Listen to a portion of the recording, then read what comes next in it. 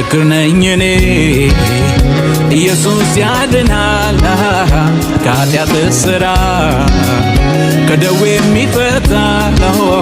ሰላሙ ብዙ ነው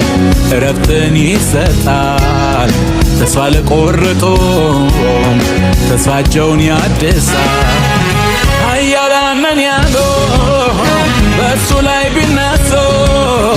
ወድቀው ተረሱ እንጂ ላፍታም አልተወሱ የእኛ ግን ኢየሱስ በልባችን ያለ ፍቅሩ ማይጠገብ ዘላለማዊ ነው